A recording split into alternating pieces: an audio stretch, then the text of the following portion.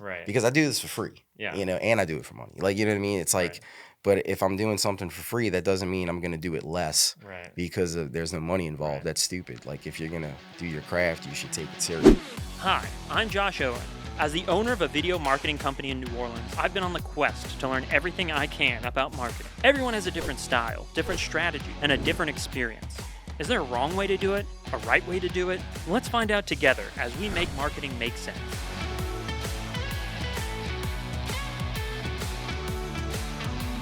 So, welcome back, everybody, to another wonderful episode of Make Marketing Make Sense. I'm here with the fabulous Eric Falgout of Eric's ADHD Experience. Welcome to the show, man. Thank you, sir. Yeah, Thank absolutely. you for having me. It's been a pleasure. Yeah, man. Well, today we're here to talk about the cutting edge of marketing podcasting. Right on. So I think you know a thing or two, maybe have had some experience with that as you have had your own podcast. So, first of all, I know you kind of like got your start, from the grassroots coming up. Like, what was your start like for your podcast? The start was a little rocky because my previous, job experiences, I'm a hairstylist. So I've been cutting hair my whole life since I was 14.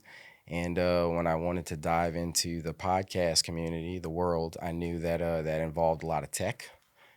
Talking, I have that under my belt because I talk to clients every day. But trying to find common ground, learning the tech side of it. And that was where probably the biggest struggle. Right. And then I think, one of the things that we had talked about too when you were dealing with that is like you got the tech under your belt eventually. Yes. It took a while to, because it's, of course I wanted to be like Joe Rogan. So I had to purchase the equipment. I had to get the cameras. I had to have the studio. I basically tried to recreate like my own vision of like what I want my podcast studio to look like. And while paying off a lot of debt in between. So it took a while to acquire and then finding somebody to like help me bring that to life. Right. Because that, again, I didn't even know how to turn on a microphone, 3 years ago. And then now we're like sitting there making a whole entire production like this. Right. And it's a lot of work. Yeah. It takes a team of people to do what we're doing. And so that's been the focus, learning that. It's not as easy as they make you make it out to see. No.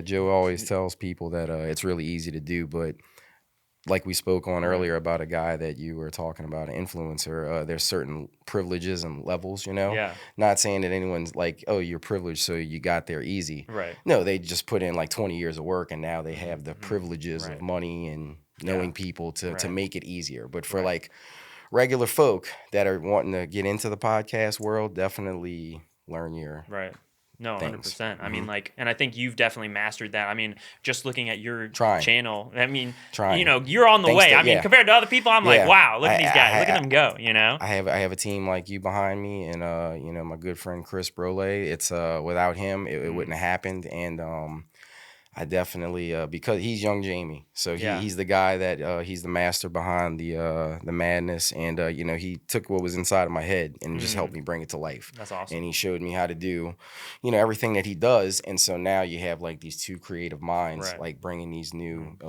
other podcasts to life. That's wild. And I think, when you talk about these people, you have them put together an awesome team, and I think it makes an awesome team. But what also makes an awesome podcast is just having that level of consistency that you're able to continually pump out content. Like to you, how important for your marketing strategy is consistency? It's number one. I didn't want to say key because that's cliche, but staying disciplined and consistent on what you put out. Because unfortunately, 6-7 years ago when I was reading on how to start a podcast, people's attention spans back then were like 30 to 40 seconds. Now it's more like 8 to 10 seconds. Yeah. So your content has to be short and sweet, and you have to get straight to the point, and capture people. And that's what people need to like learn how to focus and work on. Like, what are you going to talk about? Right. What's your content about? It's, because people get bored, man. And the next thing you know, it's like poof. So you got to you got to put consistent videos out, sometimes weekly. I wouldn't recommend bi-weekly. It's just hard, man. It's I guess depending on what market you're trying to go for also. Right. Yeah, I mean, you're bringing up all the big major points, and I Hmm. think a lot of people are always trying to figure out, well, how do I keep consistent? Like, how do I do that? For you, what has your strategy been to really keep your consistency levels up? First and foremost, I always budget what I know is going to take money. So in order for the podcast to be recorded and edited, I have to pay Chris. Hmm. I have to make sure I show up at my regular job first for that, Right. and I budget it out. We normally record one episode a week every Saturday at 7. And in the past, when I was setting everything up and doing it on my own, Hmm. Chris was just editing my content. So Right. I would record 4 episodes, and once a month, go to his house in Covington, time stamped all the episodes, Right. and then cut them in and edit them. And then now it's like we're doing editing in real time, Mm, to where there's less time stamping and less for the gotcha. clips. So we're doing all that in real time once a week, and then we try to have an episode go out every Saturday. Gotcha. So a big part of your kind of strategy is to plan ahead as much as possible. Yes, but things fall through. You always want to have a few in the tank, as we say. Mm, So right now we have 2 episodes that we haven't released or edited. mm, When we want to start releasing episodes again, because we all ran into some, timing issues. right. We're gonna try to put them out once a week again. But Awesome. as soon, what I could say is, when you stop putting out consistency, you notice your followers fall. Like, you start Really? noticing, like, if you're not on there daily, if you're Right. not interactive daily, you will lose attention Wow. fast, Really? even if you're famous, Yeah. because people get bored. Yeah. They're like, "Oh, where did this person go? Well, what the Yeah. hell's going on? Oh, there's this new person." I mean, Yeah. it's the internet, man. Right. It's 8 billion people that you're trying to hopefully reach and Mm, please. And, you only really need 100 million of them to like your right. stuff. But, Yeah. it would be great if you could have all of them like it. Yeah. But if you're not putting out consistent content Right. or entertaining content, Right. they're going. Yeah. And I mean, I think that's one of the things people always say, like, well, why do I need that? Is it, what if I just post once a month, or, is it really going to make that big a difference to post Hmm. like every week, or, and, like, stuff like that? They'll always say those things. But Correct. like, from your experience, what have you gotten so far from just your posting schedule? Well, because of course, like we spoke on earlier, not everybody does this. And, Hmm. and the people Yeah. that are doing this, like, that we follow or look up to or say, "Hey, I listened to this podcast," it's like, well, how the hell did they start doing it? Because there's Mm. no rule book on how to do it. Right. And, I've asked lots of people, lots of companies, met up with a lot of different people. And I really think it's the algorithm of the Mm. timing, Mm. and at least 1 to 2 pieces of content daily, Mm. whether it's a picture, Right. a meme, a Right. mini video, a clip. Obviously, having like maybe 3 set clips per week Right. to get somebody engaged to want to Mm. watch that next episode. Right. Like, oh shit, they're having this person on this week. I Yeah. can't wait to watch that episode because Yeah. I saw these 3 great clips. Right. But if you're just doing like 3 things a week and nothing else, Mm. it's like you're not Yeah. engaging with them. Right. And then again, who are you? Right. Like, what is making these people want to click on you and follow you and Right. watch your stuff? Right.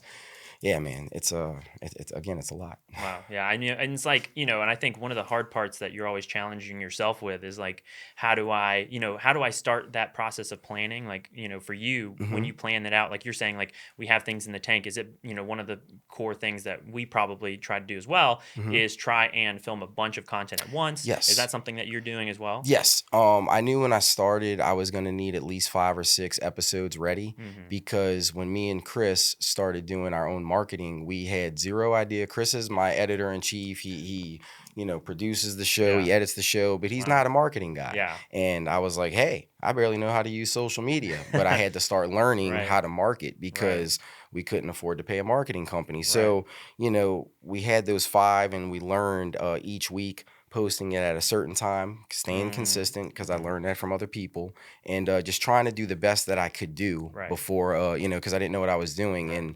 And when I started meeting new people, I started learning from other content creators and media companies. Right. There's a lot of ways to do it, man. Mm. And it's Yeah. like, what is the right way? Yeah. You could post something tonight on TikTok and it goes viral, Yeah. while you were like making, something to eat. Right. But was that a specific time? Mm. So it's kind of, people that are already famous that start doing content creating, it's easier for them, I would Mhm. say, because they Right. have a following. Right. For people that are trying to build something from the ground up, it's literally staying consistent, posting at the same times every day, good content, Even, because people like weird stuff, man. There's something out there for everybody. But you Yeah. just want it to look good and stay consistent. And you Right. have to like really like love it. Yeah. I love doing this. Yeah. Like I didn't think I would love doing this Yeah. until I started it. Right. And it's like I'm addicted to it. Right. And I just want to make it bigger and better. Yeah. No, I mean, I think what you're saying, which I think we're always trying to tell people about, is what you're saying is there's that weird corner of the internet for you. Like you need to build that community that is your community, and you need to be true to yourself and build yourself in that way. Like you're saying, you built all this content, you've stored it up, and now you're ready to launch it to the world, and it's authentic and true to who you are and what your core beliefs are. Correct. Like I created this podcast to help others, like Joe Rogan's podcast has helped me in my life. And so it's not about the money. Right. It's about like, hey, did somebody resonate with that episode today? Right. Because that person that I had on, like we're here now, like they have something that I want the world to hear because it helped me. And like hopefully this podcast helps somebody else going through the same thing, and that was the whole point of it. But I know that it can become bigger and better if the media projects it. Because like, I'm not going to be for 8 billion people. Right. But 100 million people might need me. Yeah. Or you, or like, you know what I mean? So it's like, you're not going to pertain to everybody, but you would like to. Yeah. And yeah. That's awesome. I mean, one of the things that I think when you're talking about that is getting to those 100 million people, and a big part of that, and you've alluded to it a few times already, which is, leveling up, having someone do the marketing for you. Yes. And there's one thing I know we've talked about it that is challenging, which is finding the right help to help you with that marketing. And I know businesses all around New Orleans are always struggling, like, should I hire a marketing company for this? What marketing company should I hire? Right. All these different things. Right. For you, what are some of like the red flags you can look out for when it comes to like hiring marketing help? Well, something that comes to mind now from our conversation yesterday that I didn't say was that there's tons of marketing companies, right? Right. But now what type of marketing? Yeah. Because now there's different types of, systems out there. Like 5-6 years ago, people didn't know what a podcast was. Right. Now I'm going to hire a marketing company to market my podcast. Yeah. Well, are they used to marketing like Schwegmans and Winn-Dixie, or are they used to marketing podcast productions? Yeah. So I would say that you have to do your research and find out, does this marketing company specifically deal with podcasting? Right. Way different than putting an ad up on the TV or putting an ad in a paper saying, hey, we sell shoes, or whatever business it is. So I think that's the most important. And then making sure that that company understands like what your value, like what you're trying to market. Right. Like, hey, this is my brand. I need you to just push it out to the world. Right. Don't worry about trying to make it your way and this and that. Don't put your spin on it. I don't know what to do, so I'm paying you to do it for me, that part. Yeah. And let me do what I do, which is sit here and talk to these people. And that's probably the two most important things. Right. And along with like posting at certain times, having a certain way to do it, how you put everything down to like the hashtags and like everything that goes into it, like your YouTube channel. And there's so many different avenues, and there's so many different avenues to make money with this, but there's also so many different ways that you have to do it, and that's like the thing that I think all of us are still trying to figure out. New marketing companies, old marketing companies, the times are changing. Right. I always predicted that, podcasting was going to be in the millions, because 5 and 6 years ago, there was only 300,000 to 500,000. Now there's millions, so I think it's going to become $1 billion industry. Yeah. So we'll see you there, at the top of the mountain, man. Well, and that's the thing. It's like, companies like y'all and like what y'all are doing, I feel like that's like the future of this, at least that's what I hope it becomes. Yeah.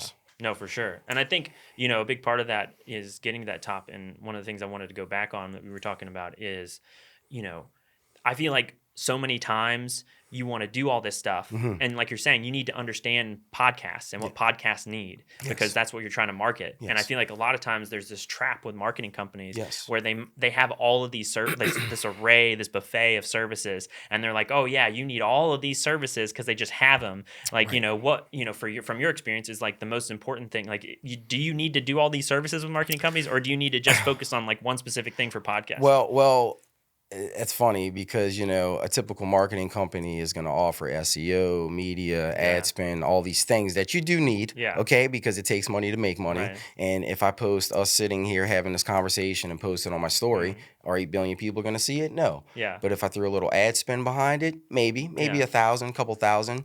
But if I consistently posted daily or weekly this good content with this like great picture, great sound, everything for a year, strategizing it, is that gonna get my followers organically without ad spend? Right. And those are the things that I feel like a lot of companies, they go, oh yeah, we can market you, we can get you 10, 20, 50,000 followers in 3 months, a year, and then like 2 years later, after thousands and thousands of dollars, you don't have any more new followers. And which is frustrating because, like, in my case, I felt defeated after months of this happening to me, knowing the amount of work and time and blood, sweat, and tears that I put into this thing. Right. To where it's like, Yeah. well, I just gave it all I had, Yeah. and I feel like you're not, but I'm paying you. That doesn't make sense. Right. Because I do this for free. Yeah. And I do it for money. Like, you know what I mean? It's like, Right. but if I'm doing something for free, that doesn't mean I'm going to do it less Right. because there's no money involved. Right. That's stupid. Like, if you're going to do your craft, you should take it serious. Yeah. So I feel like there's a lot of companies out there that are just going to take your money, and they don't really know what the hell they're doing either, because we're all still learning. I mean, this Right. isn't something that's been around for 50 years. Marketing's been around forever. Yeah. But this is marketing, evolved. Yeah. Okay, into like the digital age. Right. Whereas, like, I know tons of ways to like capture people's attention, and listen to Mr. Beast episode if you want to learn how to do this. Yeah. But it's like, what is your thing that you want people to see that might become something? That's the hard part. Yeah. And I think, if I'm hearing you correctly, it almost sounds like the best method possible to like really work with marketing professionals is, not to jump in with the big kit and caboodles, but really like, and like what I've heard from you is like start somewhere small, start like at the smallest possible place with a marketing company and build out from there. You know, it's like, don't make a huge investment in your marketing, make a small investment that you can grow over time. Correct. Like, I would say the advice for people is try it on your own first. Because for the first year, we got into like 26 countries by ourselves. Wow. But then I was like, man, but I'm seeing all these different people's content and people that I look up to. I know they have, if I have a Chris for my podcast, and I need to have a media company. But it's almost like doing it on your own, but you're paying somebody to do what you were just doing. Right. So I feel like if you do it on your own and you really start understanding, which I wasn't educated enough, so now I'm educating now I'm learning how to do marketing. Yeah. I went from production, right, audio, sound, a little bit of acting, like I'm learning how to script, like I'm basically man, you're the everyman over here. But that's what it takes, because when I thought like, hey, if I want to do this thing like this guy's doing, well, believe it or not, that dude used to be on Fear Factor, and that guy's a comedian, and he's been behind the camera for like over 20 years, and it may not be much to some people, but that still involves all of this, and all these hats that you start wearing the hat in the beginning, right? That's when you start a business. But now you have to hand these hats off to people. And so that's what I'm trying to do with this, but it still involves a lot of stuff. That's wild. And it involves a lot of people, a lot of time, a lot of jobs, which is awesome creating. Yeah. Because like I just want to create, and hopefully, everybody else is inspiring me, and they're we're inspiring them, and it's like, well, what else can we create next? Yeah. We just need that little push with the media, which is, again, and then find somebody you trust. That's the important part. You got to find somebody you trust, do it right, and they'll do right by you. Yep. So awesome. Well, thank you so much, man. The last thing I want to do is we have usually we do a little special segments. I know we kind of ran into a little, we're kind of like coming in here fresh, coming in hot. So I knowing you are a hairstylist, wanted to get your get some hot takes on hair for you. Cool. So for hair, I wanted to ask. One of the things that's really popping off now is color in your hair. What's your hot take on color? Have we gone too far? I mean, we're seeing people wearing hairstyle, we're seeing laser green, what's your hot take on hair color these days? So the take on hair is that hair is continuously evolving and changing, right? That's why I named my salon Evolve. Oh. But if you think about it, and you see all these hairstyles, people have been coloring their hair. People have been wearing mullets. People have been wearing taper fades, pompadour fades, froze, everything. if you look 60, 80, 100 years ago, it was very similar haircuts, but now we're like modernizing them. You know, just like you see like the mullets back in style, thanks to Theo Vaughn. Yeah. Well, a traditional mullet, it almost looks like a high and tight, shaved off, and you got like, you know, curtains in the back. Now there's like, you know, ghost tapers and all these faded, like different haircuts on top of that one style. Same thing with these blonde tips. People have been bleaching their hair out forever, but now it's cool to put, you know, pastel pink or laser green because people are expressing themselves through color and through their hair. And so I think it's been the same thing for a long time, but now you're seeing more of it because of media. Gotcha. You know, if me and you like shaved our heads off right now, it can go viral. That's not the special segment. Not doing that again. Not doing that again. It didn't go viral. But like, you know, but you know, people have been shaving their heads for years. You know, so it's just kind of like I think it's cool to see it keep evolving. But I think like we talked about earlier, and I have something coming up in the future to where like, you know, hair is always innovative, but it is the same thing being recycled. So like, what's going to pop up next? What new innovative thing with hair is going to come up next? Is it frosted tips? Yeah. Well, and that's a funny thing. They used to say frosted. Now they say balayaged or highlighted. Balayaged. Man. And we got a fancy name for the frosted tips now. Exactly. And the thing is, it's like people have been doing that forever, but it's just we just give it a different name and or a different application. Wow. But we got to the same result. Wow. And you know, there is some modern stuff in there. There's always something new. But like, if I'm gonna give somebody a haircut, you know, and give them this like crazy like fade or this crazy like texturized haircut, I'm still gonna approach the haircut basic, and use the modern day techniques, which is what a lot of stylists or barbers don't understand. Gotcha. Going back to education, worked for 2 big hair companies, continued my education as a stylist because if I want to become a master. And if somebody sits in my chair and wants this crazy ass haircut, how am I going to do that if I've only been to one school and they did basic, you know, women's cuts or men's cuts, you know? So it's like learning everything kind of like this. Bing, bang, boom. You got it right there. Wow. Unbelievable. There's a lot. Well, you answered. I mean, like I had more, but you answered them all in one fell swoop there. So I mean, I guess there's nothing else for me. Yeah. So if you don't mind sharing with all of our lovely folks where we can find you and the experience on social media and the web. So I have 2 different tags. First one would be the hair trainer _ at on Instagram, and then Eric's ADHD Experience. That's the podcast page. Nice. Yeah, follow the podcast page, follow the training, follow the hair, do it all. Thank you so much for joining me, Eric. Thank you for having me. And we'll see you all on the next one. This has been Make Marketing Make Sense, brought to you by Comfystone. If you need video content for social media, your website, or email marketing, hit up Comfystone at comfystone.com and follow Comfystone on Instagram and TikTok. Thanks for watching, and we'll see you on the next one.